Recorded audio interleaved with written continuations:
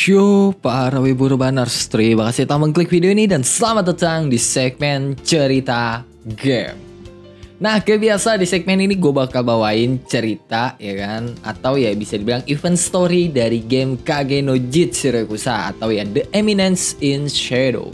Yang temanya adalah summer ya, berhubung ini masih summer gitu kan. Jadi ya bakal gue bawain yang harusnya sih bulan lalu gitu ya. Cuma ya gue baru selesai nyusun skripnya itu sekarang. Tapi ya sebelum ke ceritanya gitu kan, kalau lo mau dukung gue lebih jauh, lo bisa traktir gue kopi hitam di Traktir ID yang linknya gue taruh di deskripsi. Atau kalau lo mau dukung gue tapi pengennya bayar pakai pulsa, lo bisa gabung ke membership warga Isekai. Dan kalau lo gabung, lo bisa akses konten eksklusif yang gue bikin, yang ya kayak cerita Isekai no Serai Ansatsu Saga Uji sama Ninaru dan The Zero Esper, sama satu cerita fanfiction DxD yang berjudul High School DxD Phantom Ballet. Dan ya kalau lo belum dengerin gitu kan cerita buatan gue itu, lo bisa dengerin dulu kocok secara gratis. Link playlistnya gue taruh di deskripsi. Dan kalau lo tertarik buat dengerin lanjutannya, lo bisa gabung ke membership warga Isekai. Dan ya udahlah ya, daripada gue banyak bacot lagi nih, mending gue pada siapin kopi, siapin cemilan, siapin sebatang rokok, dan kencangkan celana dalam. Kalau udah, kita langsung aja ke ceritanya. Cerita dibuka dengan Chit yang dapat surat dari Beta tuh, yang minta Chit buat datang ke alun-alun di ibu kota. Dan besoknya gitu kan, pas Chit datang, ya di situ ada Beta tuh yang udah nungguin Chit pakai setelan novelisnya. Nah, Chit sempet ragu kan buat deketin Beta, karena kan ya Beta cukup terkenal sebagai Natsume, yang pasti ya kalau Chit deketin udah dijamin bakal menarik perhatian banyak orang ya. Sebelahan sama Natsume gitu loh. Tapi ya karena di situ Beta kelihatan santai aja, Chit mikirnya Beta lagi main agent-agentan nih gitu kan. Makanya ya Chit acting berlaga jadi agent mata-mata gitu dan deketin Beta tanpa kontak mata. Jadi nggak lihat-lihatan lah. Tapi Beta di situ nggak sadar sama kehadirannya Chit. Makanya ya Chit ngasih isyarat lah dengan berdeham kayak gitu lah. Sampai ya bikin Beta kaget karena ya dia benar-benar nggak sadar sama Chit yang udah ada di sebelahnya tuh. Bahkan ya Beta itu sampai minta maaf dan secara nggak sengaja manggil Chit dengan sebutan Shadow, yang bikin ya Chit nyuruh Beta buat ngelihat sekeliling lah gitu kan. Ya di situ Beta mikir bisa aja di sekitar mereka tuh ada anggota kultus gitu loh, ada anggota kultus dia bolos. Makanya ya Chit nyuruh dia buat ngelihat sekitar. Tapi nyatanya maksud dari omongan Chit gitu kan, Beta kan terkenal, jadi ya jangan narik perhatian lah. Dia nggak mau kehidupan NPC-nya itu jadi hancur. Ya walaupun udah hancur sih semenjak Chit pacaran sama Alexia kan, nama Chit jadi naik di mana-mana tuh. Bahkan ya kalangan kesatria aja sampai tahu nama Chit. Nah di situ Beta ngasih surat lagi lah ke Chit, atau ya lebih tepatnya sih undangan ya ke acara dari Mitsugoshi Company. Dan di situ MC Cuni kita ya kan itu semangat banget karena dia mikir wah bakal nyusup nih ke pesta bangsawan dan ngobrak-ngabrik pesta. Ya Chit mikirnya begitulah. Dan Beta itu pengen ngasih tau lah detail dari acaranya kan. Tapi orang-orang di situ itu keburu sadar sama Beta ya kan, dan langsung mengerubungi Beta. Ya ingat, Beta itu kan di publik terkenal sebagai novelis dengan nama Natsume. Jadi nggak aneh lah kalau tiba-tiba orang itu pada datang dan ya ibarat kayak jumpa fans saja lah. Makanya pas lagi dikerubungin kayak gitu kan, dan mereka masih belum sadar sama Chit, ya Chit langsung kabur karena ya dia takut menarik perhatian banyak orang. Dan pas udah sendirian, dibukalah itu undangan yang bikin Chit shock. Nah 2 hari kemudian gitu kan, Chit sampailah ke lokasi acara yang ada di dalam undangan, yang ternyata itu ada di pantai dan hotel mewah, yang bikin Chit kagum gitu kan, karena ya Mitsugoshi dan Gama itu bisa berkembang sejauh ini gitu loh, sampai bisa punya pantai dan hotel pribadi. Dan ya udahlah gitu kan, Chit masuklah tuh ke dalam hotel dan disambut sama Beta dan Epsilon yang menjelaskan kalau yang lain gitu kan kayak Alpha, terus si Gamma, terus siapa lagi lah, Zeta, Ita, Delta itu lagi ada misi dadakan. Makanya mereka berdua doang gitu yang bakal memandu Chit secara langsung. Dan ya karena yang kita omongin itu Beta sama Epsilon, ya bukan yang ngajak Chit jalan-jalan, mereka malah cekcok di depan Chit, yang awalnya bermula dari Epsilon yang pengen ngasih pijetan ke Chit gitu kan, yang mungkin bisa jadi pijetan plus-plus kali ya. Dan ya dari situ mereka mulai cekcok tuh. Nah setelah cekcok nggak jelas Beta sama Epsilon, akhirnya ya mereka ngebawa Chit dah tuh ke ruangan pribadinya Chit yang dibikin sama si Gamma. Dan itu bikin Chit melongo gitu pas masuk ke ruangan pribadinya karena mewah banget dan didesain sesuai seleranya Chit gitu kan, yang klasik-klasik gitulah. Yang ya setiap barang di situ itu adalah barang-barang kelas atas yang punya harga sampai jutaan zeni. Kalau dari penjelasan Epsilon, dan itu bikin Cheat sampai takut gitu kan buat tidur di situ. Ya bayangin aja gitu kan, lu tidur di kamar semewah itu dengan barang aksesoris yang banyak banget dan setiap barang itu harganya jutaan. Terus lu nggak sengaja tuh kan, lu mecahin satu barang, mampus dah lu. Ya walaupun gue yakin ya Gama nggak mikirin itu gitu kan. Terserah lah Cheat mau bawa pulang kek, mau ngancurin kek, bebas-bebas aja. Karena kan itu buat Cheat. Tapi ya isi pikiran Cheat kan beda. Nah walaupun Cheat takut gitu kan buat tidur di situ, dia juga pengen bawa barang-barang di kamar itu buat jadi koleksinya. Yang gue yakin ya Gama sih dengan senang hati ya bakal ngasih ke Cheat gitu kan barang-barang di situ. Kalau Cheat yang minta, cuma harga dirinya sebagai Shadow, ini sebagai Shadow ya, bukan sebagai Cheat Kageno, itu nggak mengizinkan dia buat minta-minta, apalagi ke bawahannya sendiri gitu loh. Karena bawahannya tahu kalau Cheat itu Shadow, makanya ya Cheat nggak berani minta-minta. Kalau ke Alexia kan dia berani tuh, karena kan Alexia nggak tahu dia itu Shadow, dia taunya Cheat doang, Cheat Kageno, makanya ya Cheat bisa aja minta ke Alexia, tapi ke anggota Shadow Garden ya nggak bisa, harga dirinya tidak mengizinkan dia untuk melakukan itu.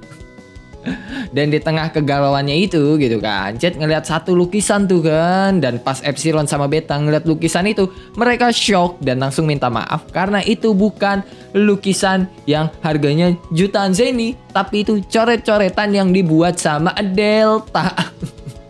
Nah dalam hati Cheat tuh iri banget ya sama Shadow Garden yang ngelakuin hal-hal menarik gitu tanpa dirinya. Dan ya dia merasa dirinya tuh kayak diasingkan sama Shadow Garden yang padahal dia yang bentuk gitu loh. Dan di tengah kegalauan itu Epsilon ngasih tuh Ramune ke Cheat. Dan BTW buat yang nggak tahu Ramune itu apa, Ramune adalah minuman yang diproduksi di Jepang yang merupakan minuman berkarbonasi gitulah, intinya kayak gitu.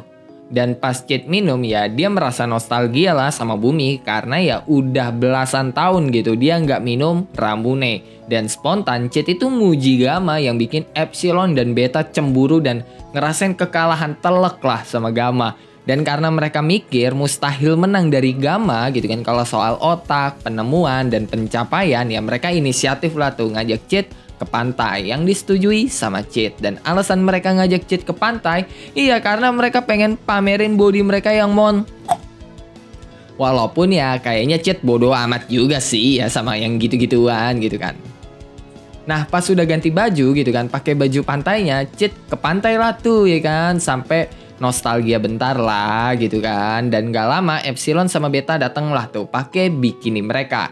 Dan di sini niat mereka kan pengen bikin Cheat melongo tuh ya, karena ya badan mereka yang kayak gitar Spanyol, walaupun ya yang satunya slime sih. Tapi ya nyatanya bukan Cheat yang melongo ngelihat mereka berdua, justru mereka berdua yang melongo sampai malu gitu kan ngelihat Cheat pakai baju pantainya yang pamer dada. Dan di situ Cheat ngerasa kayak ada yang aneh gitu kan, dan nuduh Beta sama Epsilon yang sengaja nyuruh Cheat pakai baju pantai itu. BTW baju pantai yang dipakai Cheat itu dikasih sama Epsilon dan Beta ya. Makanya ya Cheat itu nuduh mereka berdua gitu loh. Tapi mereka ngebantah sambil malu-malu kayak gitu. Dan karena itu Cheat nggak yakin sama bantahan mereka. Tapi ya dia udah bodo amat lah gitu kan sama hal itu. Terus dia ganti topik lah dengan memuji baju renang yang dipakai Beta dan Epsilon. Dan mereka berdua nih ya bukannya seneng gitu dapat pujian dari Cheat, malah cekcok lagi. Soalnya mereka mikir kalau Cheat muji baju yang mereka pakai itu lebih bagus gitu dari yang lainnya. Jadi ya gimana ya, Beta ngira Cheat muji bikini yang dia pakai itu lebih bagus dari Epsilon. Dan Epsilon mikir sebaliknya gitu kan, baju yang dia pakai lebih bagus dari Beta. Dan mereka itu bahkan sampai cekcok siapa yang bakal makein Cheat sunscreen biar kulit Cheat itu nggak gosong gitu kan. Kayak gue dulu pas bocah yang suka main layangan di siang bolong gitu lah. Dan cekcok mereka itu terus lanjut lah tuh sampai bikin Cheat begah sendiri dan capek gitu kan dengernya. Yang akhirnya ya melerai mereka lah dan bilang dia punya permainan menarik buat mereka berdua. Daripada debat gitu kan, mending kalian lomba aja lah, yang kalah terima kekalahan. Dan permainan yang dimaksud sama Cheat adalah watermelon smashing, atau yang ngancurin semangka make pentungan dengan mata tertutup. Ya buat yang sering nonton anime pasti nggak asing lah sama permainan yang satu ini. Dan setelah Cid selesai menjelaskan soal permainannya, ya Epsilon bilang lah kalau keberadaan semangkanya itu bakal gampang dideteksi gitu pakai sihir daripada ya harus dengerin suara penonton, dan itu bikin Cid panik karena ya gamenya bisa aja selesai sebelum dimulai gitu lah. Tapi ya Cid gak nyerah tuh dan nyuruh Epsilon buat nyoba dulu gitu kan. Dan setelah mata Epsilon ditutup terus berhitung sampai 20, dia sama sekali nggak bisa merasakan keberadaan semangka itu. Padahal Cid naruh semangka itu tepat di depannya Epsilon. Dan pas penutup matanya dibuka, Epsilon shock karena ya semangkanya ada di depan dia. Dan di situ Beta sama Epsilon sadar selama ini mereka merasakan hawa kehadiran orang lain dengan mendeteksi sihir, nafas, dan hawa membunuh. Dan karena semangka nggak punya hal itu gitu kan, mustahil bisa dideteksi. Dan karena itu mereka kagum banget ke Cid yang bisa nemuin permainan semacam ini. Karena ya ini bisa jadi metode latihan yang sempurna ketika penglihatan dan perasa itu bakal lumpuh secara total. Misalnya ya kayak ngelawan Cid gitu kan, yang ya di situ kayak mereka mengalami kelumpuhan total mulai dari penglihatan, indera perasa, dan yang lain-lain gitu kan. Dan ya mereka cuma bisa ngandelin insting doang kalau ngelawan Cid. Makanya ya mereka kagum banget ke Cid yang bisa nemuin game Watermelon Smashing. Nah setelah itu Epsilon jadi orang pertama tuh yang bakal nyoba. Terus Cid yang nutup matanya Epsilon kan. Nah itu bikin Epsilon kesenangan dan Beta jadi cemburu. Cuma ya Beta mikir abis ini dia. Tapi ya Epsilon yang tahu isi pikiran Beta nawarin ke Cid tuh kalau dia yang bakal nutup matanya Beta nanti. Yang bikin Beta kesel gitu kan. Dan itu semakin diperparah karena Cid setuju. Dan pas Epsilon udah siap, Cid nyuruh Beta buat jadi pemandunya Epsilon tuh. Yang dengan senang hati diiyain lah sama Beta dan mikir ya balas dendam di situ.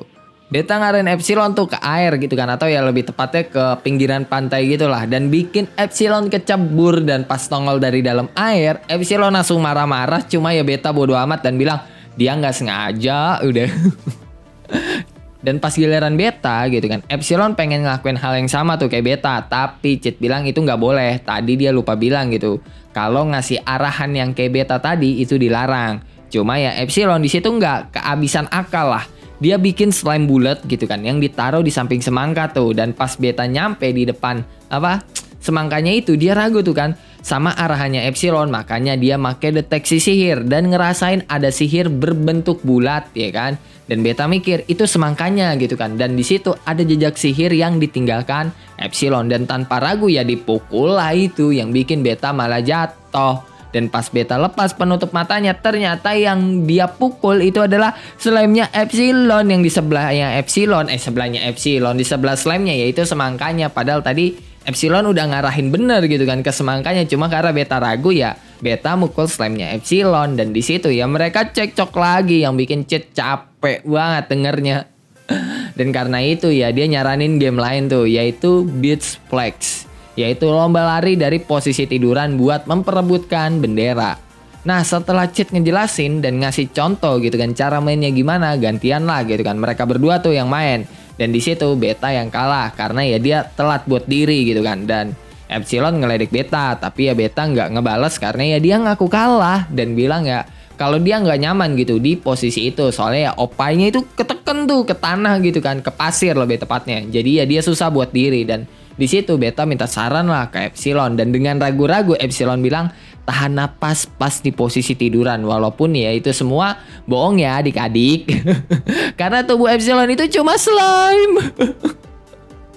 Dan Cid yang dari awal tahu itu gitu kan, maksudnya ya tahu kalau Beta kesusahan dengan posisi kayak gitu. Dan Epsilon jadi kayak lebih diuntungkan karena ya dia slime gitu kan itunya. Langsung ngerubah aturannya yang tadinya posisi tiduran jadi posisi jongkok biar adil buat Beta dan Epsilon. Dan setelah itu mereka tanding ulang tuh, dan ya Beta menang terus. Epsilon ya udah kecapean banget di situ, sedangkan Beta ya masih seger banget. Cuma ya karena sifatnya Epsilon yang gak mau kalah ya, Epsilon nantang Beta lagi, dan Cid yang dari tadi nontonin itu ngerasa kalau dia itu kayak pelatih olahraga gitu kan. Dan karena itu dia acting lah kayak pelatih olahraga profesional dan nyebutin lah tuh kan kelebihan serta kekurangan dari Beta dan Epsilon. Terus juga ngasih saran ke mereka, dan ya intinya sih kayak pelatih olahraga pada umumnya aja lah. Dan di pertandingan terakhir gitu kan, Cid bilang tuh kalau dia bakal ngasih hadiah buat pemenangnya, yang bikin Epsilon sama Beta jadi semangat banget gitu kan. Dan mereka bilang mereka boleh minta apapun kan gitu kan. Dan ya sebelum Cid bisa ngomong, mereka berdua udah wah terlanjur semangat gitu. Jadi Cid kayak mikirin gitu kan caranya menghibur yang kalah nanti. Udah dia mikirin itu aja lah, dia nggak mikirin yang lainnya.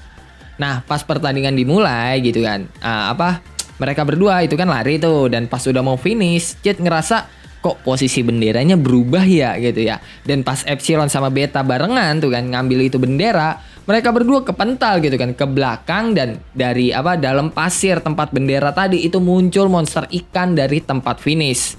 Dan ya monster yang muncul itu bukannya bikin orang takut gitu kan, malah monsternya yang takut ngelihat Beta sama Epsilon yang marah banget.